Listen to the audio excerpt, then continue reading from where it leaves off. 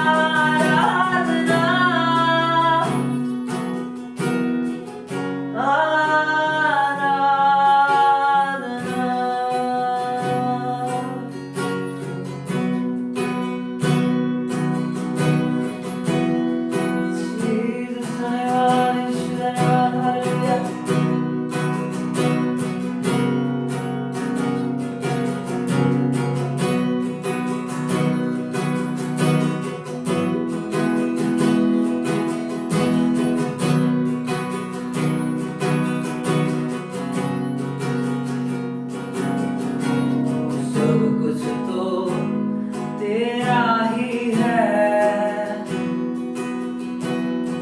मेरा तो है कुछ नहीं,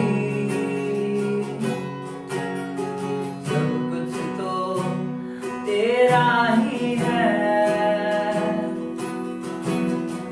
मेरा तो है कुछ नहीं।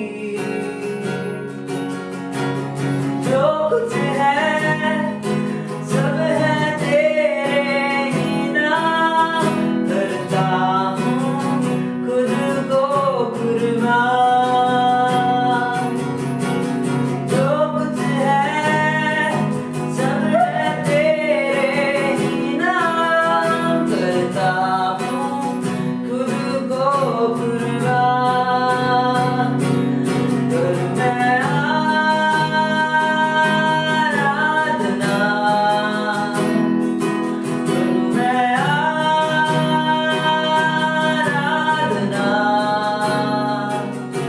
कर मैं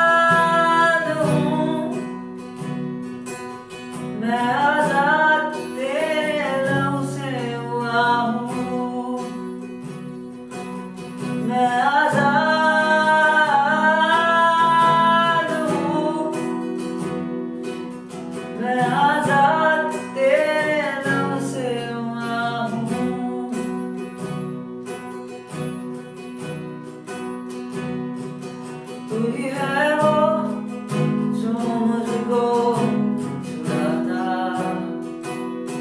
तू ही है वो जो मुझको बचाता,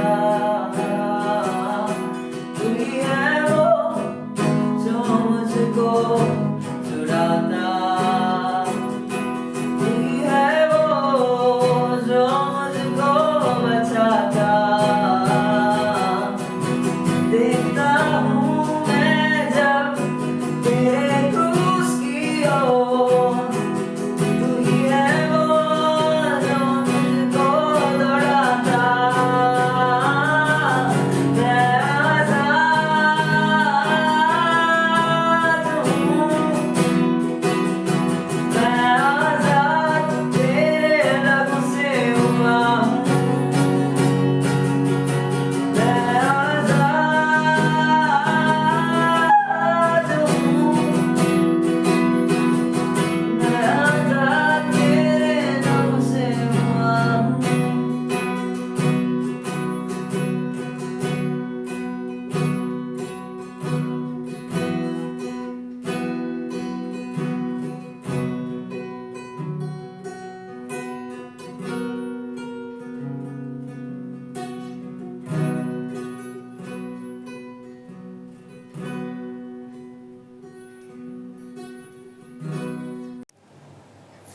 प्रेज गॉड फॅमिली, तुम्ही वर्शिपमध्ये आशिषित झालात. चला आपण आता प्रार्थनेमध्ये जाऊ आणि आज आपण काहीतरी परमेश्वराकडून शिकू की परमेश्वर आपल्याला काय शिकवणार आहे. सो लेट्स प्रे. ओ खरी बाला जो खोरा मला खांदे रि खारमा खारा बाजिया तो रमाला खारमा हांदे रबांदो रबा हांदो लखरमा खांदे रि खारमा सो ब्राही दे खाजीरो खांत्रोनो मोंदे बदिया सोंचो अरी खाला बरा खांदो लमोरा बाला खारमा सखांदे रि खारा हांदे. प्रभू येशू, जी आराधना झाली प्रभू येशू, त्या आराधनेमध्ये तू विराजमान झाला प्रभू येशू. ती आराधना तू प्रभू येशू तू ग्रहण केली प्रभू येशू, त्यासाठी मी तुला धन्यवाद देतो. आणि विशेष करून आराधकांना प्रभू येशू तुझ्या हातात मी सोपवतो प्रभू येशू. ज्यांनी प्रभू येशू आत्मेने प्रभू येशू आराधना केली प्रभू येशू, त्यांच्यावर तुझा आत्मा अजून येऊ दे प्रभू येशू. अजून तुझ्या कामासाठी प्रभू येशू ते उपयोगात येऊ दे प्रभू येशू. आणि त्यासाठी मी प्रार्थना करतो प्रभू येशू, आता तुझं वचन वाचत असताना प्रभू येशू प्रत्येक ऐकणाऱ्याला आणि वाचणाऱ्याला तू आशीर्वाद देत का प्रभू येशू. त्यांना समजणारा अंतःकरण दे प्रभू येशू. आत्मा काय बोलतो प्रभू येशू हे कळण्यासाठी त्यांचे प्रभू येशू अंतःचक्षु प्रकाशित कर प्रभू येशू. त्यांच्यावरचे प्रत्येक प्रभू येशू सैतानाचे झापड, त्यांच्या मनावरचे त्यांचे प्रभू येशू आत्मिक नेत्रांवरचे झापड आज मी येशूच्या नावात काढतो प्रभू येशू. आणि जसं तुझं वचन सांगतो तुझ्या संदेशाने प्रभू येशू हात ठेवला आणि त्याच्या प्रार्थनेद्वारे प्रभू येशू त्याला दृष्टी मिळाली प्रभू येशू.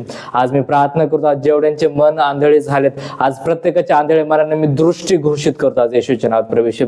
तुझं आरोग्य दिलं त्यासाठी धन्यवाद देतो प्रभू येशू. तुझ्या वचनामध्ये आणि जीवनामध्ये चालण्यासाठी तू जीवन देतो त्यासाठी धन्यवाद देतो. पिता येशूच्या नावात धन्यवाद देतो, कबूल कर, आमेन. So let's go into the word.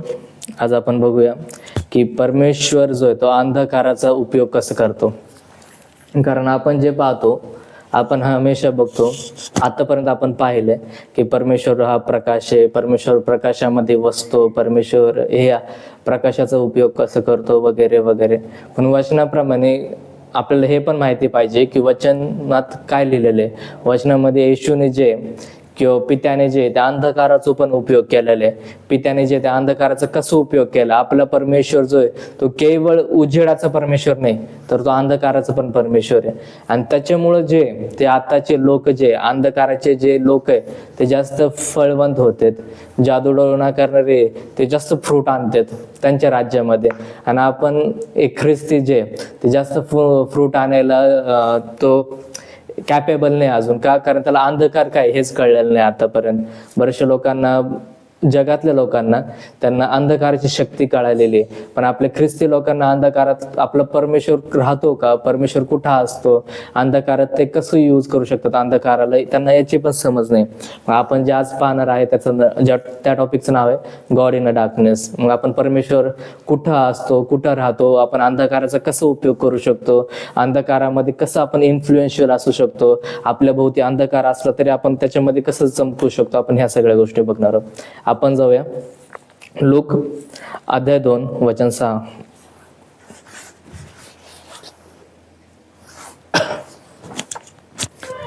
Look अध्याय 2 वचन 6.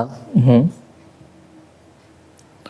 ते तेथे असताना असे झाले की तिचे दिवस पूर्ण भरले हम्म. आणि तिला तिचा प्रथम पुत्र झाला. त्याला तिने बाळंत्याने गुंडाळून गव्हाणीत ठेवले, कारण त्यांना उतार शाळेत जागा नव्हती. त्याच परिसरात मेंढपाळ रानात राहून रात्रीच्या वेळी आपले कळप राखत होते. अजून तेव्हा प्रभूचा दूत त्याच्याजवळ उभा राहिला.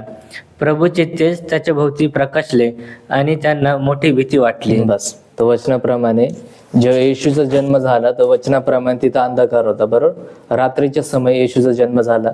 वचन तिथंच थांबत नाही, तर रात्रीच्या वेळी जे चरवाई होते, जे मेंढपाळ होते, ते चारत होते, बरोबर. हे याचं पण आपण अर्थ आहे एक वचनाप्रमाणे, ते आपण दुसऱ्या टीचिंग मध्ये याचा अर्थ आपण तो बघूया नंतर कधीतरी. पण इथं जे ते वचनात स्पष्ट लिहिण्यात आलेलं आहे, येशूचा जन्म पण जे ते अंधकारामध्ये झाला, तो प्रकाशामध्ये आलेला नाही. समजतंय? म्हणजे याचा अर्थ परमेश्वर जेव्हा येतो तो अंधकारात येतो भेटायला. समजतंय? जेव्हा परमेश्वर येशू ख्रिस्त स्वतः आला, जेव्हा तो आपल्यासाठी प्रगट झाला, इथं येशू ख्रिस्त प्रगट पण नव्हता झाला. समजतंय? येशू ख्रिस्ताचं प्रगटीकरण हे प्रकाशन आहे आणि पिता जो आहे तो एक सिक्रेट आहे.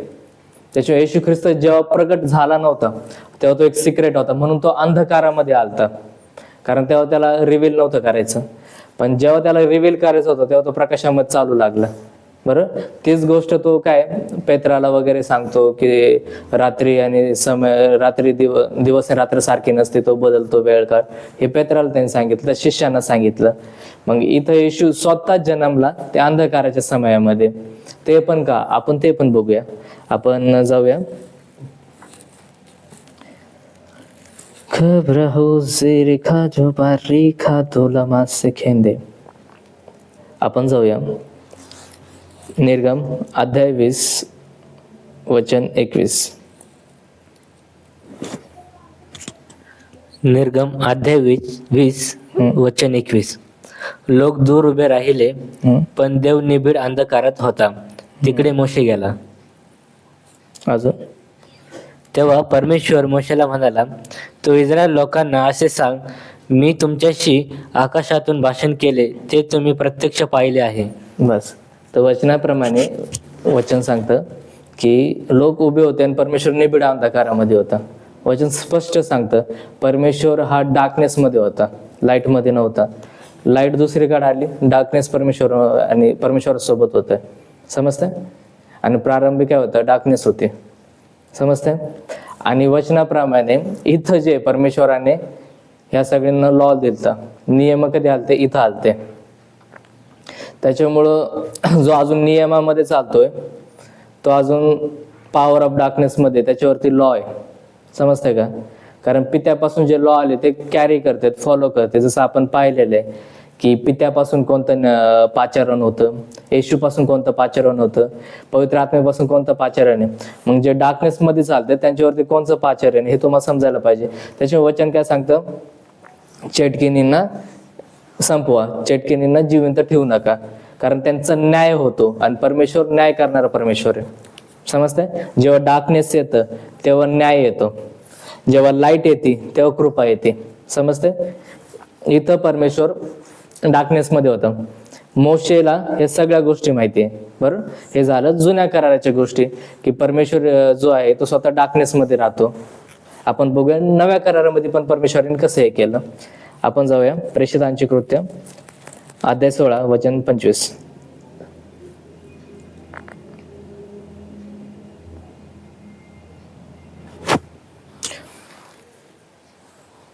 प्रेषितांचे कृत्य अध्याय 16 वचन 25. मध्यरात्रीच्या सुमारास पौल व सिलास हे प्रार्थना करत असता व गाणी गाऊन देवाची स्तुती करत असता बंदिवान त्याचे ऐकत होते.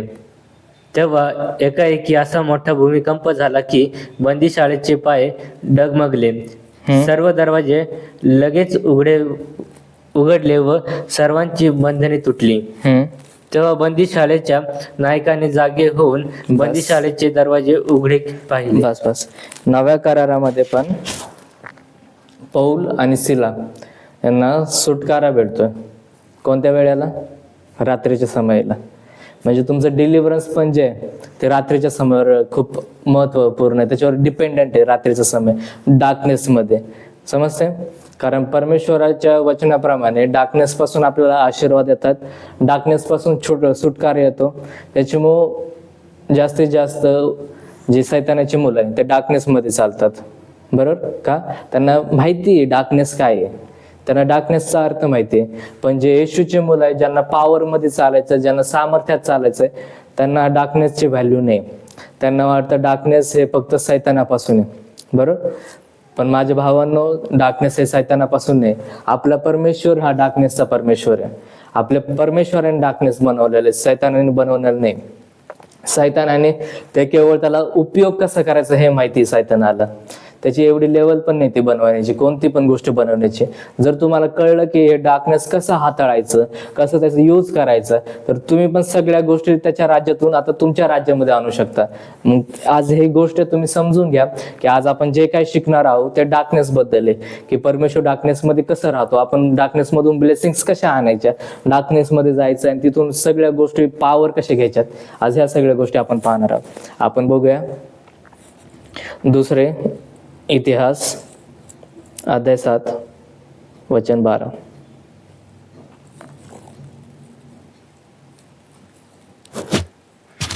दुसरे इतिहास अध्याय 7 वचन 12.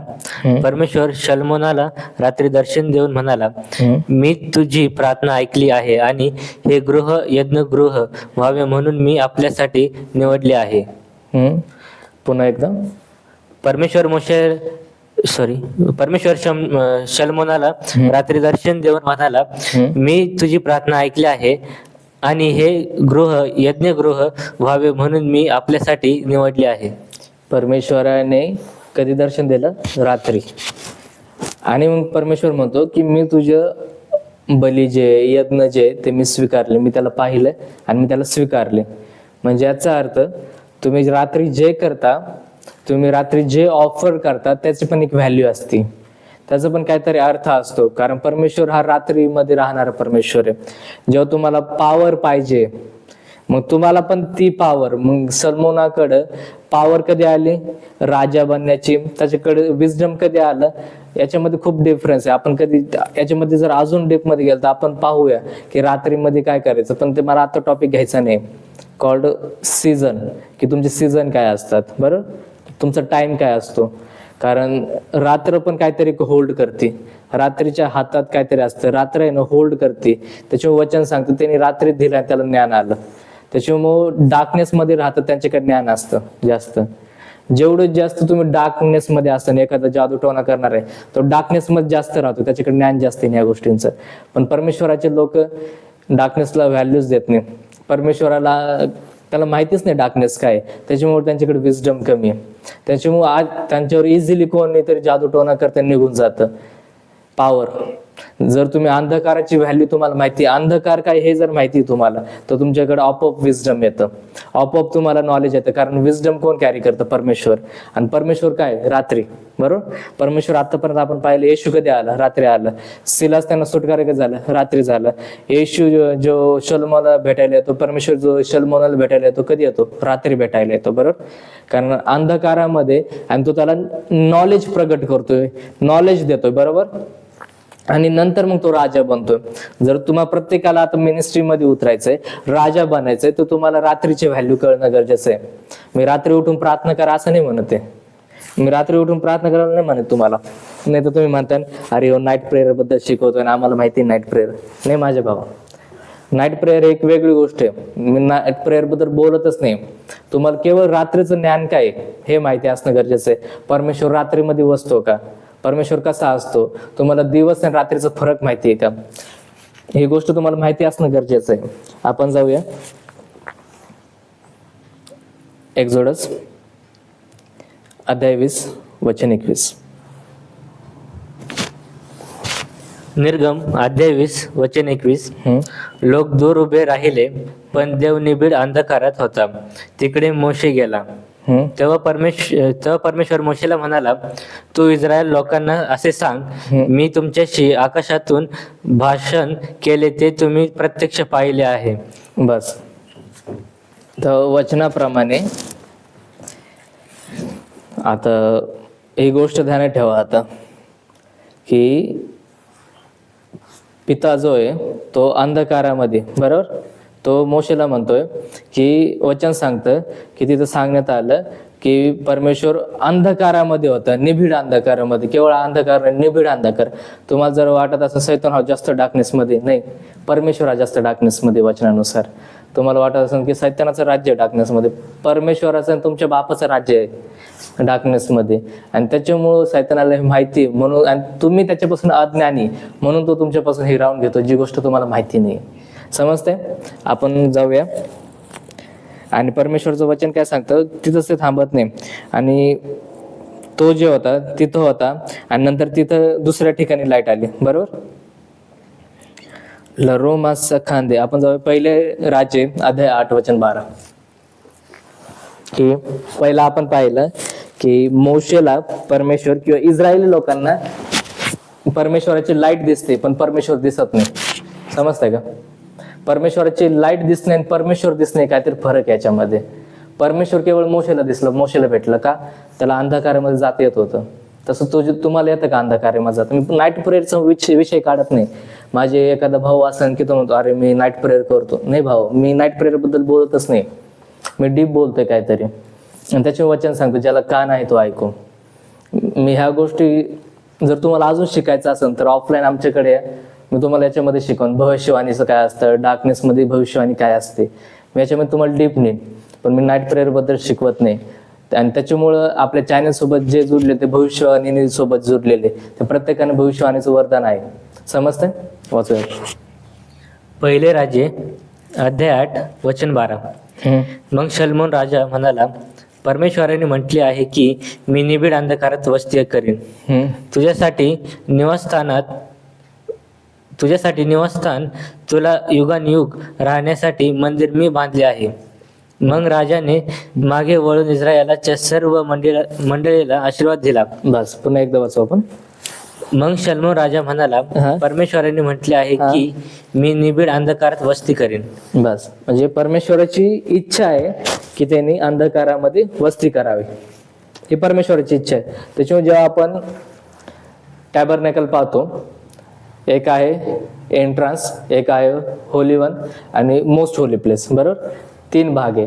आणि सगळ्या आतमध्ये मग परमेश्वर आहे. का? तिथं जास्त अंधकार आहे. जर तुम्हाला जास्त नॉलेज पाहिजे तर तुम्हाला जास्त डार्कनेसमध्ये जाणं गरजेचं आहे. समजतं? आणि त्याच्यामुळे वचन काय सांगतं, गहराईला बोलवते, बरं. वचनामध्ये लिहिण्यात आलेले, स्तोत्रसहितामध्ये, प्रोव्हर्ब्समध्ये लिहिण्यात आलेले की जेवढं डीप तुम्ही जाता तेवढं डीप तुम्हाला भेटण्यात येतं. समजतं?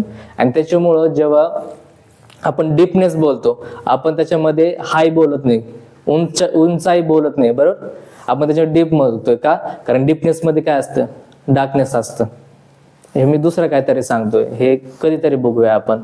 पण इथं वचनाप्रमाणे हे त्याला सांगतो की परमेश्वराची इच्छा ही आहे की परमेश्वर डार्कनेसमध्ये राहायची त्याची इच्छा आहे, जे की सुरुवातीपासून आहे. बघूया बरं, आपण सुरुवातीपासून जाऊया की असं पण का. ओ रबांथे लरो खबासे रेखाला महांदे ओ खरा महांदे ओखला महो महांदे ओखोरा महांदे लिखीरे ओखोरा महांदे.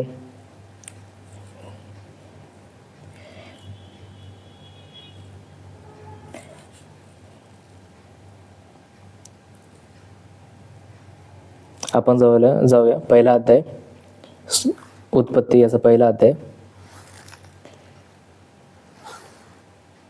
आणि वचन 5 पासून बघूया. उत्पत्ती याचा पहिला अध्याय वचन 5. देवाने प्रकाशाला दिवस व अंधकाराला रात्र म्हटले आणि संध्याकाळ झाली व सकाळ झाली, हा पहिला दिवस. बस.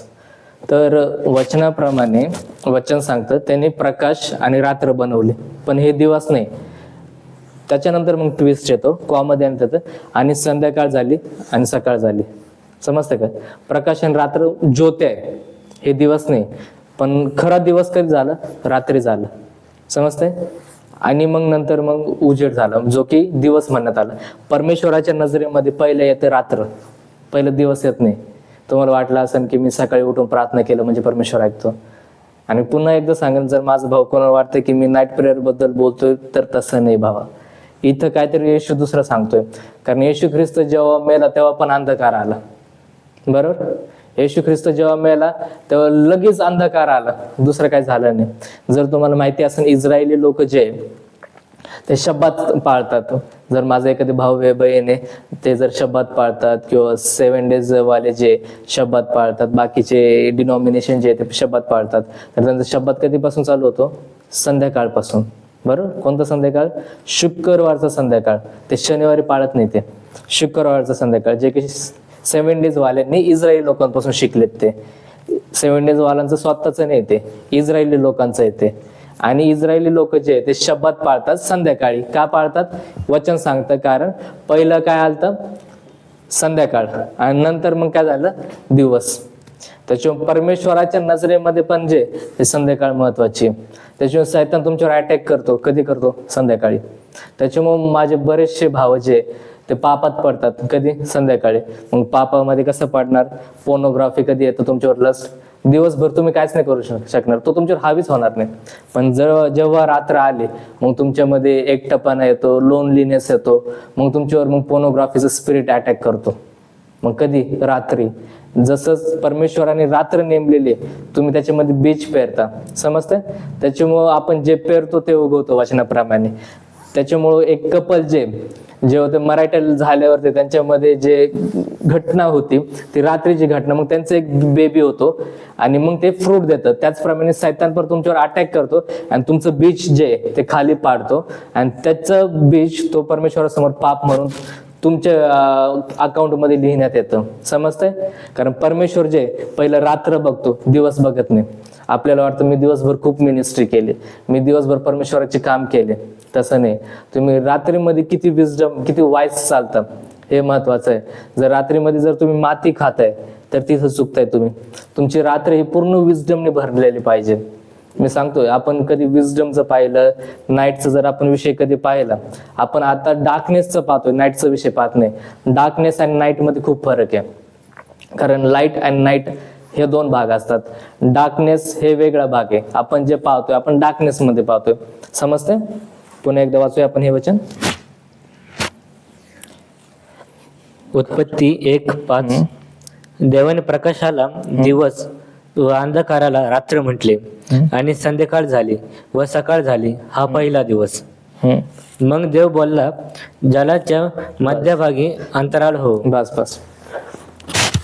म्हणजे पहिलं संध्याकाळ आणि मग दिवस. परमेश्वर जे, आणि त्याच्यानंतर मग पाणी आलं, त्याच्यानंतर अंतराळ आलं, गॅलेक्सी, त्याच्यानंतर सी आलं. म्हणजे पहिलं डार्कनेस नंतर मग विजडम येतं. तेव्हा लोक येते. पाणी कशाला रिप्रेझेंट करतं? लोकांना. समजतंय? गॅलेक्सीज कशाला रिप्रेझेंट करतात? स्पिरिट्सचा. म्हणजे जेव्हा तुम्ही विजडम मध्ये वाढता रात्रीचे, तेव्हा तुमच्याकडे विजडम येतं, लोक येतात. समजतंय? आणि मग ते लोक आणतात विजडम. काढूया मत्तई अध्याय 27 वचन 45.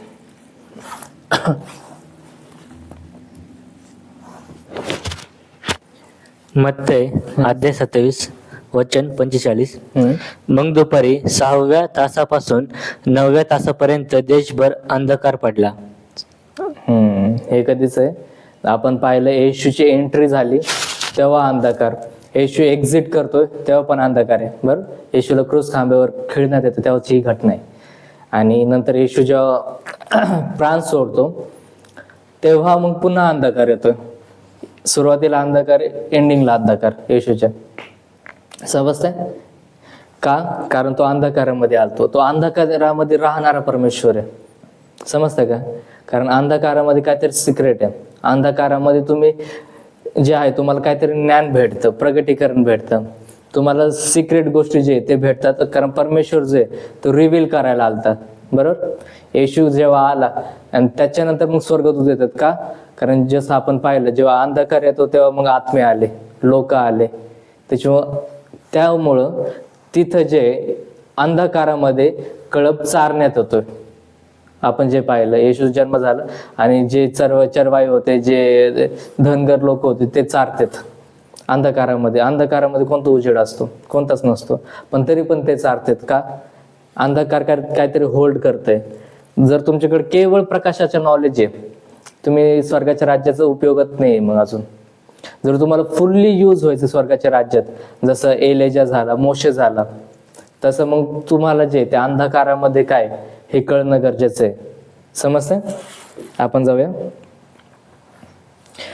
लेरुंबासे खरुबासे आंदे लेरो खारिया खेआंदो कौरबांदेरी खालामासे खेरी खाराहाया. आपण जाऊया एक्झोडस 40 अध्याय 34, निर्गम 40:34. रोबोदासे खे निर्गम 40:34. मग दर्शन मंडपावर मेघाने छाया केली व निवास मंडप परमेश्वराच्या तेजाने भरून गेला. दर्शन मंडपावर मेघ राहिला आणि परमेश्वराच्या तेजाने निवास मंडप भरून गेला, म्हणून मोशेला आत प्रवेश करता येईना. तर वचनाप्रमाणे एक संदेष्टा, एक भविष्यवक्ता जो परमेश्वरासोबत राहतोय, रात्रंदिवस राहील. याच्या अगोदर 40 दिवस 40 रात्र, जे की 80 दिवस आहे. बरोबर. 40 पण नाही, तो पुन्हा गेला पुन्हा आला.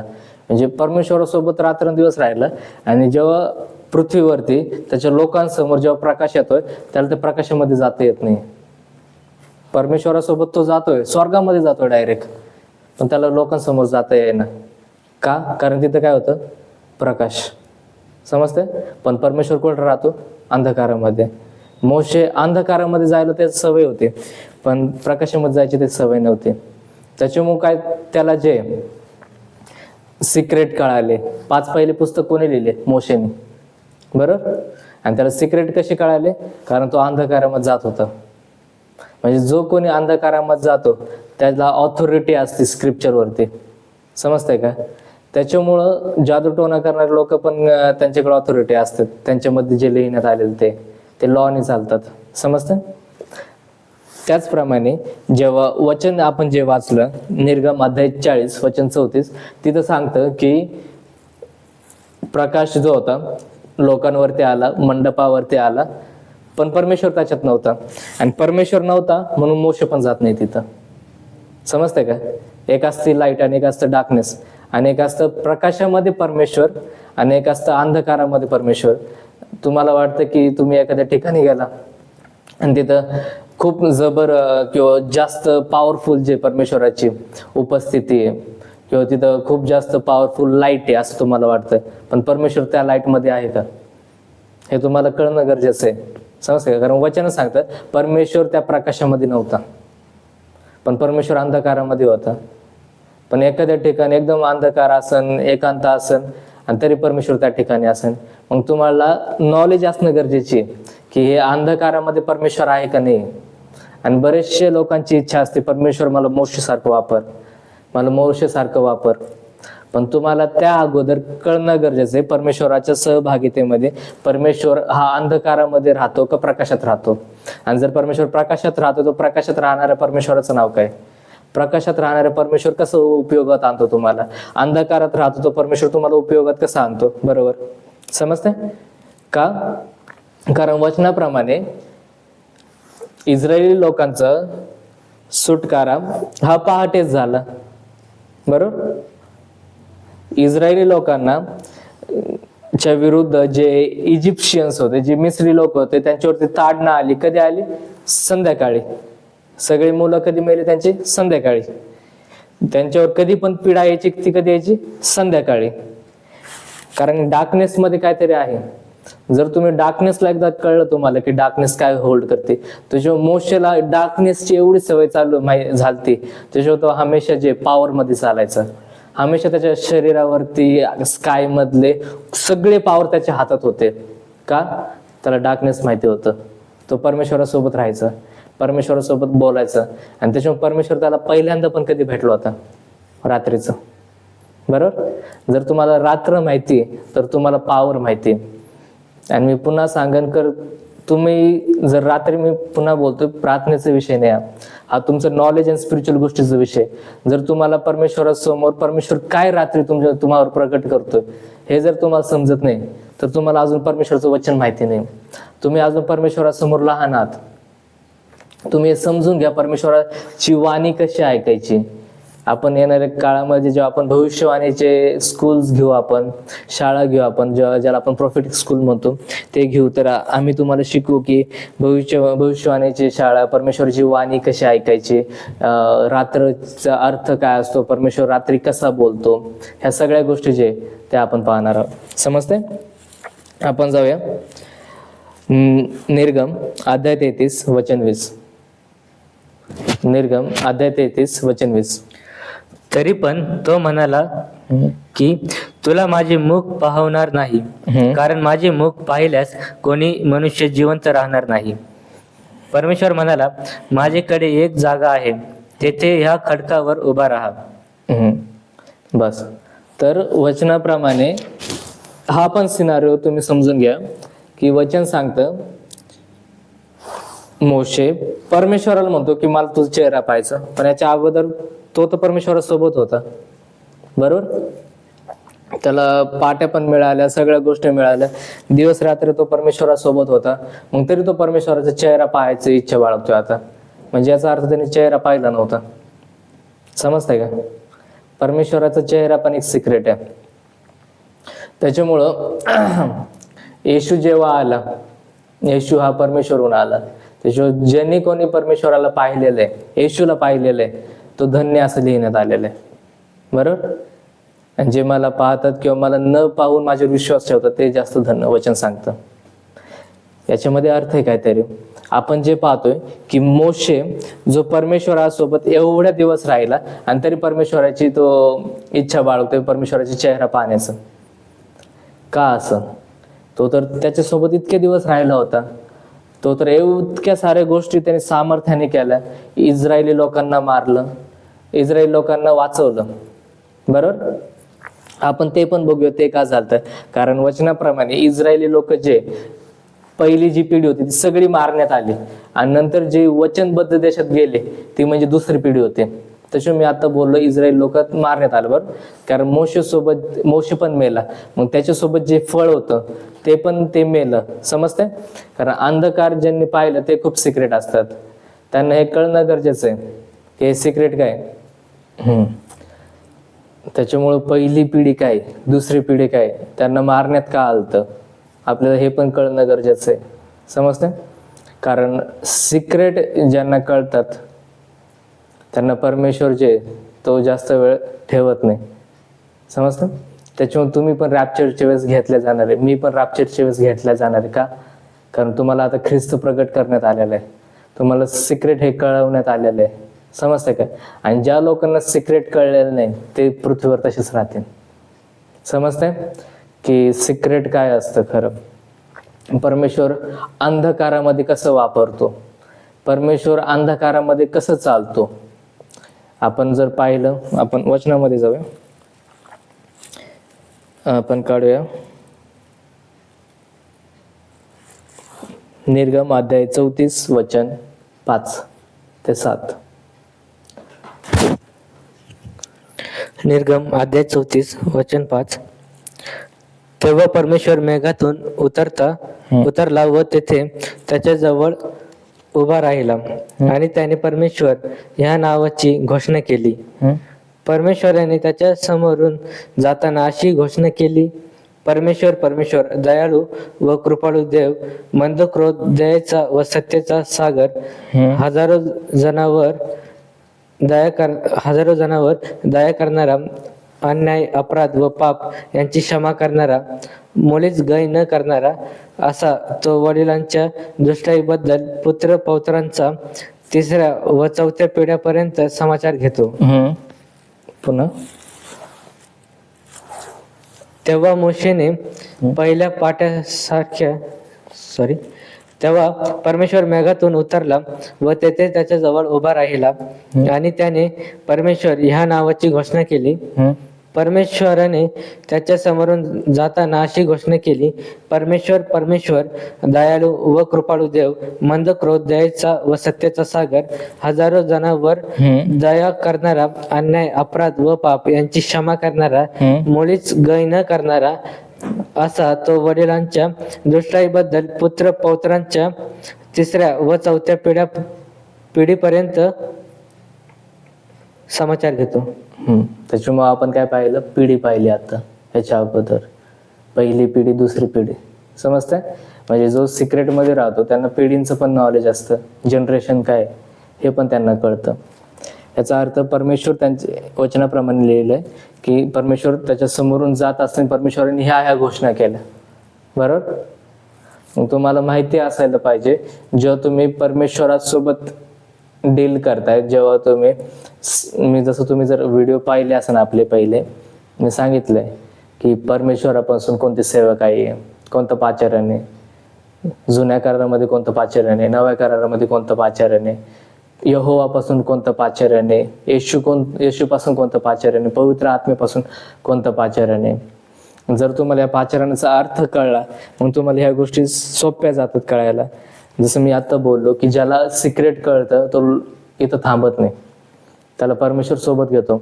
आणि त्याच्यामुळं इनोखला पण परमेश्वराने, हनोकाला पण परमेश्वराने काय केलं, सोबत घेतलं होतं. का? कारण त्याला भरपूर कळालं होतं. मोशेला पण भरपूर कळालं होतं, म्हणून त्याला पण सोबत घेतलेले. त्याच आज प्रगटीकरणाचा आत्मा तुम्हाला कळण्याचं ज्ञान परमेश्वर तुम्हा प्रत्येकांवर देईन. आणि तुम्ही पण यहोवा सोबत असताना मी घोषणा करतो आज येशूच्या नावात. समजते? आपण जाऊया योहान अध्याय 3 वचन 13. योहान अध्याय 3 वचन 13.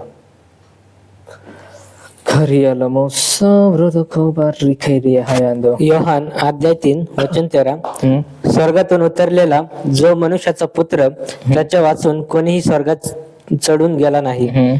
जसा मोशेने अरण्यात सर्प उंच केला होता, तसे मनुष्याच्या पुत्रालाही उंच केले पाहिजे, यासाठी की जो कोणी विश्वास ठेवतो त्याला त्याच्या ठायी सर्वकालिक जीवन प्राप्त व्हावे. बस, पुन्हा एकदा वाचू आपण. स्वर्गातून उतरलेला जो मनुष्याचा पुत्र, त्याच्या वाचून कोणीही स्वर्गात चढून गेला नाही, जसा मोशेने अरण्यात सर्प उंच केला होता. बस बस बस. तो वचनाप्रमाणे वचन सांगतं की जसं येशू ख्रिस्त स्वर्गातून खाली उतरला, बरोबर? आणि ही घटना कधी झाली, आताच आपण वाचलो. आणि तो खाली उतरला आणि तो घोषणा करू लागला. समजतंय का? आणि येशूचं आणि मोशेचं लगेच कनेक्शन लावलं इथं. तुम्हाला कळायला पाहिजे. मग जर तुम्हाला हेच माहिती नव्हतं आणि तुम्ही स्वतःला संदेष्ट म्हणता, जर सेवकाईमध्ये आहात, तर तुम्हाला अजून वाढायची गरज आहे. समजतंय? कारण परमेश्वराने आपल्याला जर त्या सेवकाईमध्ये निवडलंय, परमेश्वराने आपल्याला पाचारण दिले, तर तुम्हाला ह्या गोष्टी पण कळणं गरजेचं आहे. समजतंय? कारण जर परमेश्वराला, कारण वचनाप्रमाणे परमेश्वर जर कोणाला बोलवतो तर त्याला सगळे अधिकार पण देतो, बरोबर? मग जर तुम्हाला बोलवलं तर तुम्हाला हे अधिकार पण आज मिळाले येशूच्या नावात. जर तुम्हाला माहिती नव्हतं तर आज तुम्हाला ते कळवण्यात आलेले. आणि जर तुम्ही शिकले असताना तर तुम्ही वाढतात पण याचं येशूच्या नावामध्ये. समजतंय? आणि आपण पाहिलं की वचन सांगतं की, पुन्हा एकदा, स्वर्गातून उतरलेला जो मनुष्याचा पुत्र, त्याच्या वाचून कोणीही स्वर्गात चढून गेला नाही. बस. आणि आपण आताच पाहिलं होतं की मनुष्याचा पुत्र कधी उतरला होता, बरोबर? आणि त्याच्या वाचून कोणी चढून गेलेलं नाहीये. नंतर सर्प उंचवण्याचा विषय येतोय, बरोबर? हे पण आपण बघूया. आपण जाऊया निर्गम अध्याय 33 वचन 13 ते 15. की वचन इथं काय सांगते नेमकी, इथं घटना काय होती? निर्गम अध्याय 33 वचन 13.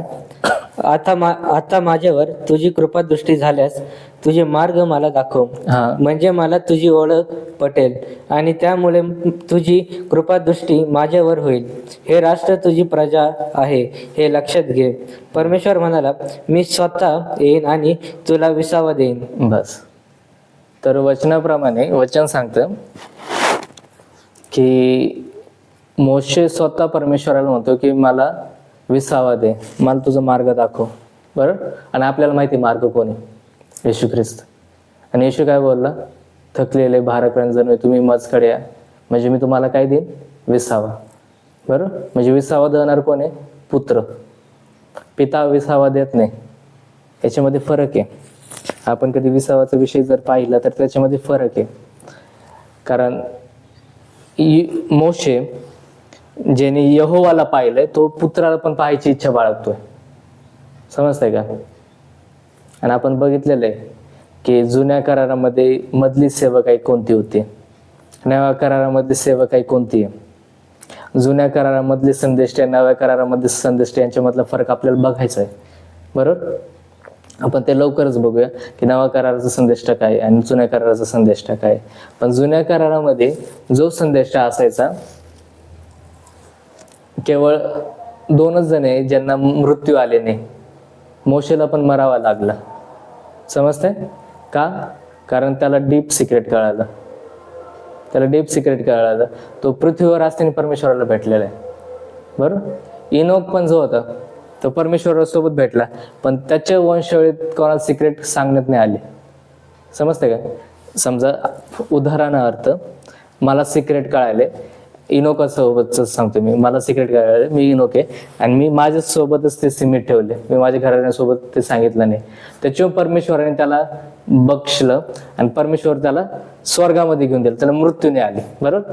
पण मोशे ज्याला सिक्रेट कळालंय तो प्रगट करतोय, समजतंय का. त्याच्यामुळे येशू ख्रिस्ताला पण मृत्यू आला का, त्याने प्रगट केलं, समजतंय का. जुना करार नव्या करारामध्ये जेव्हा आपण बघू तेव्हा आपण पाहूया.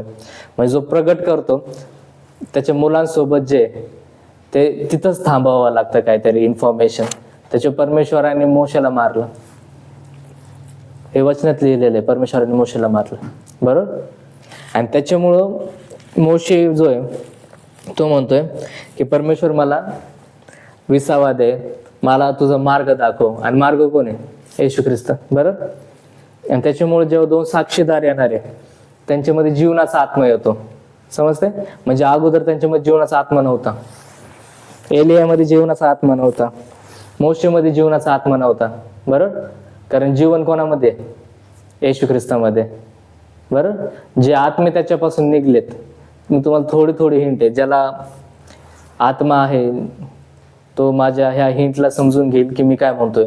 जेव्हा मी जुना करायचा संदेश, नव्या करायचा संदेशाचा मी थोडे हिंट देतो इथं तुम्हाला, की ज्याला जीवनाचा आत्मा आहे तो कोण होता, समजतंय. आणि यांच्याकडे जीवनाचा आत्मा का आला. आपण जाऊया योहान अध्याय 6 वचन 44. आपण जे पाहतोय त्याच्यामुळं इस्रायली लोक म्हणा किंवा मुस्लिम लोक म्हणा, ते कोणाच्या लॉवर जास्त डिपेंडंट आहे, मोशेच्या, समजतंय का. ते शरीरावरती जास्त डिपेंडंट आहे, समजतंय. कारण हे जुना नियम होता आणि परमेश्वर तरी प्रगट करतोय रब्बी लोकांवर. तुम्हाला काय वाटतं, संदेशवाणी कोण करू शकतो, भविष्यवाणी कोण करू शकतो. जसं इकडच्या आपली इथं जे ते कोणते बाबा लोक आहे भविष्यवाणी करतात आणि ते खरं पण होतं. तसंच तुम्हाला काय वाटतं की जो येशूला मानत नाही तो भविष्यवाणी नाही करू शकत का, तो पण करतो भविष्यवाणी. इस्रायल लोक भविष्यवाणी करतात, इस्रायलचे रब्बी लोक भविष्यवाणी करतात, मुस्लिम लोक भविष्यवाणी करतात. त्यांच्याकडे कोणते आत्मे. जर तुम्ही खरे संदेश आहात, जर परमेश्वराचा आत्मा तुमच्यामध्ये आहे तर हे पण तुम्हाला ज्ञान असणं मस्ट आहे, गरजेचं आहे. तुम्हाला सगळं प्रगटीकरण असणं गरजेचं आहे. वाचूया योहान 6:44. ज्याने मला पाठविले त्या पित्याने आकर्षित केल्याशिवाय कोणीही माझ्याकडे येऊ शकत नाही, त्याला शेवटल्या दिवशी मी उठवीन. संदेश त्यांच्या ग्रंथात लिहिले आहे की ते सर्व देवाने शिकवलेले असे होतील. जो कोणी पित्याचे ऐकून शिकला आहे तो माझ्याकडे येतो. बस.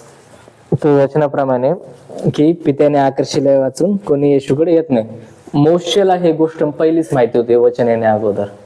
त्याच्यामुळे तो पित्याकडे डायरेक्ट म्हणतोय की मला येशूला पाहायचंय आणि तो पाहतो पण. बरोबर. आणि वचन काय सांगतं आणि ग्रंथात लिहिलेलं काय, पुन्हा एकदा संदेश त्यांच्या ग्रंथात लिहिलेले आहे की ते सर्व देवाने शिकवलेले असे होतील. जो कोणी पित्याचे ऐकून शिकला आहे तो माझ्याकडे येतो. म्हणजे जर तुम्हाला येशूकडे जायचं तर पहिले तुम्ही पित्याकडे जाणं गरजेचं आहे. समजतंय का? येशू हा प्रगटीकरण, पिता हा सिक्रेट आहे. आपण जाऊया अनुवादामध्ये 29.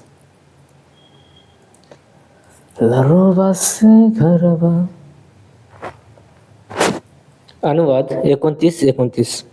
गुप्त गोष्टी आपला देव परमेश्वर याच्या स्वाधीन आहेत, पण प्रगट केलेल्या गोष्टी आपल्या व आपल्या वंशजाच्या निरंतरच्या आहेत. याचा हेतू हा की या नियमशास्त्राची सर्व वचने आपण पाळावीत. बस, म्हणजे याचा अर्थ ज्याला गुप्त गोष्ट माहिती आहे तो पित्याशी जडलेला आहे, आणि जो प्रगट केलेला आहे तो येशूशी जडलेला आहे. बरोबर. आणि ह्या दोघांमध्ये जे नियमशास्त्र येतं, जेच आपण योहानामध्ये पाहिलं आता 6व्या अध्यायामध्ये. बरोबर, की ज्या कोणाला पिता आकर्षतो येशूकडे, आपल्याला येशूला जायचं तर पित्याचं आकर्षण पहिले येणं गरजेचं आहे. म्हणजे तुम्हाला पहिलं सिक्रेट कळणं गरजेचं आहे, तुम्हाला डार्कनेस कळणं गरजेचं आहे. आणि त्याच्यामुळे एखादं पजेस आहे, येशूकडे कोणीच तसंच येत नाही, निस्वार्थपणे कोणीच येत नाही. कोणावरती जादूटोणा झाला असन, कोण आजारात असन, कोणाची काय गरज असन, काय असन, तेव्हाच ते येशूकडे येतात. समजते का? हे डार्कनेस मधल्या गोष्टी हे आले तेव्हाच तुम्ही येशूकडे येतात, असं कोण पण नाही. समजतंय? त्याच्यामुळे डार्कनेस काय पहिले हे तुम्ही समजून घ्या, की मोशेच्या नियमशास्त्राप्रमाणे काय लिहिण्यात आलेलं आहे. जर तुम्ही संदेशाच्या 5 रानामध्ये आहात तर तुम्हाला हे कळणं गरजेचं आहे. बरोबर. आपण जाऊया.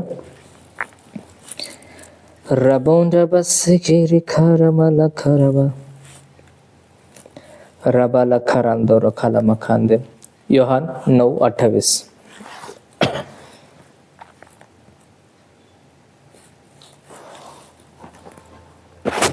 योहान 9:28. तेव्हा त्यांनी त्याची हेटाळणी करून म्हटले, तू त्याचा शिष्य आहेस, आम्ही मोशेचे शिष्य आहोत. देव मोशे बरोबर बोलला आहे हे आम्हाला ठाऊक आहे, हा कोठला आहे हे आम्हाला ठाऊक नाही. त्या माणसाने त्यांना उत्तर दिले, हेच तर मोठे आश्चर्य आहे की तो कोठला आहे हे तुम्हाला ठाऊक नाही, पण त्याने तर माझे डोळे उघडवले. बस, वचनाप्रमाणे ह्या लोकांना, इस्रायली लोकांचं आहे बरोबर, आंधळा माणूस आहे वगैरे वगैरे, ह्या लोकांना माहिती आहे की अंधारामध्ये कोण वसतो, पण ह्या लोकांना येशू कोण हा माहिती नाही. समजतंय का? अंधकाराच्या लोकांना पण माहिती आहे परमेश्वर हा निर्माणकर्ता कोणतरी, पण निर्माणकर्त्याचं नाव काय हे त्यांना माहिती नाही. जर तुम्ही येशूकडे आलात तर तुम्ही येशूचे नाव, तुम्ही ब्लेस्ड आहात. मला प्रत्येक ऐकणारा, जर तू येशूला जाणतो तर तू प्रत्येक जण माझं ब्लेस आहे येशूच्या नावामध्ये, कारण तू येशूला जाणतो ह्या गोष्टीमुळे तू ब्लेस आहे. समजते का? कारण ह्या लोकांना अंधकार माहिती आहे, आपल्याला केवळ प्रकाश माहिती आहे. समजते का? आपल्याला प्रकाशासोबत अंधकाराचं पण ज्ञान पाहिजे. समजते? आपण केवळ प्रकाश धरून नाही जाऊ शकत, आपल्याला अंधकार पण कुठंतरी गरजेचं आहे, की आपल्याला ते नॉलेज पाहिजे, आपल्याला समज पाहिजे. बरोबर.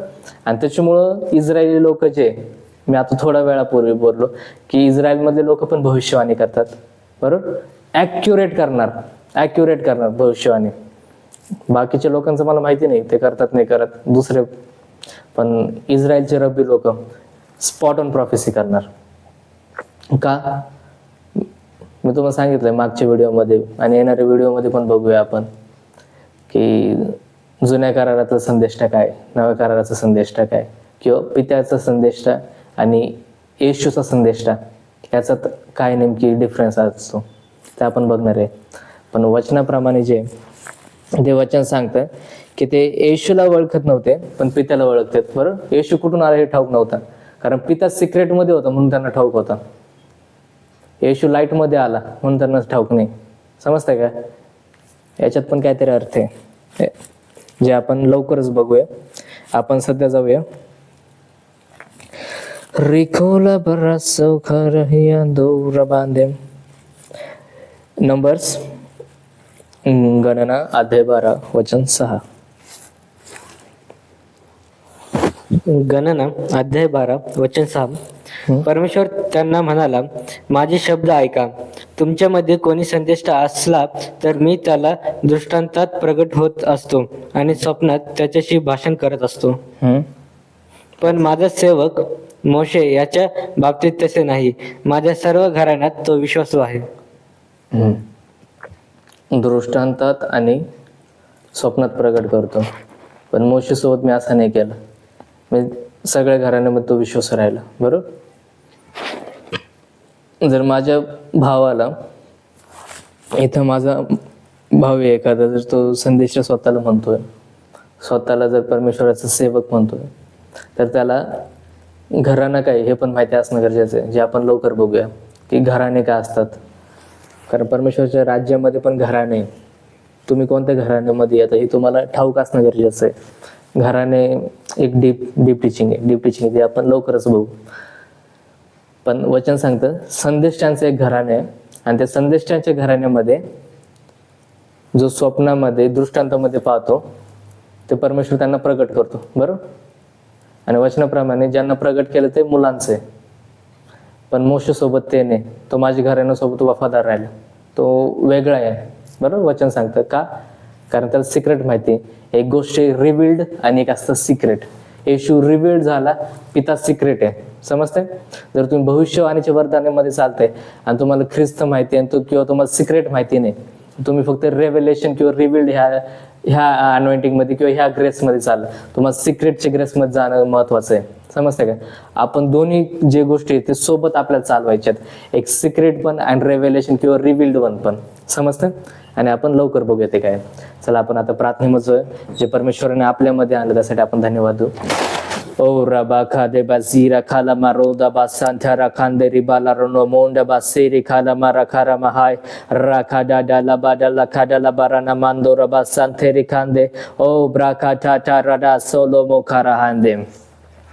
प्रभेश मी प्रार्थना करतो प्रभेश, तुझं रक्त आज मी माझ्या प्रत्येक भावावर, माझ्या प्रत्येक बहिणीवर घेतो प्रभेश. तुझा हात मी त्यांच्यावरती घेतो प्रभेश. आज असं त्यांना प्रभेश अंधकाराची सत्ता त्यांना जशी कळायला प्रभेश की अंधकार हे प्रभेश त्यांच्या बापाचा आहे प्रभेश. त्यांच्यावरची प्रत्येक अंधकाराची सत्ता सैतानापासून येशूच्या नावात मी नाकारतो. आणि त्यांना जसं त्यांना प्रगटीकरण आलं प्रभेश, जसं त्यांना ज्ञान आलं प्रभेश, अंधकार हे त्यांच्या बापाचं, त्या अंधकाराच्या शक्तीमध्ये चालते मी घोषणा करतो प्रभेश. अंधकाराची सैतानी शक्ती त्यांच्यावर हावी होणार नाही, तर पित्याची अंधकाराची शक्ती त्यांच्यावर हावी होईल मी घोषणा करतो प्रभेश. ते सैतानाचे सत्तेवर हावी होतील मी घोषणा करतो येशूच्या नावात प्रभेश. मी प्रार्थना करतो तुझं प्रगटीकरण प्रभेश तुझ्या ज्ञानामध्ये, तुझ्या डिवाइन ज्ञानामध्ये प्रभेश, तुझ्या सिक्रेट मध्ये ते चालते मी घोषणा करतो प्रभेश. आणि तुझ्या रक्तात मी त्या प्रत्येकांना झाकतो, लपवतो प्रभेश. मला बघणारे प्रत्येक माझे भाऊ प्रभेश, त्या ज्या भावाचं प्रभेश जे कान दुखते त्या भावाला मी आज येशूच्या नावात आरोग्य घोषित करतो. तुझं कान मी येशूच्या नावात बरा करतो. तुझं कान बरा झालं येशूच्या नावात. येशू तुझं रक्त मी घेतो प्रभेश, तुझी दया प्रभेश माझ्या भावांवरती केली त्यासाठी धन्यवाद पिता परमेश्वर. आणि मी प्रार्थना करतो प्रभेश जे लोक प्रभेश, जे प्रभेश KRN सोबत जोडलेले प्रत्येक माझे भाऊ माझे बहीण प्रभेश, त्यांच्यावरती मी तुझा हात घेतो, तुझं ज्ञान घेतो प्रभेश, त्यांना तुझं सामर्थ्यात चालव प्रभेश. आणि तुझं ज्ञानाचा आत्मा, तुझं समंजसपणाचा आत्मा त्यांच्यामध्ये असू दे. तुझी कृपा दिली त्यासाठी धन्यवाद पिता येशूनात धन्यवाद देतो. कबूल कर. आमेन. शालोम. Signing out. प्रॉफिट संकल्प.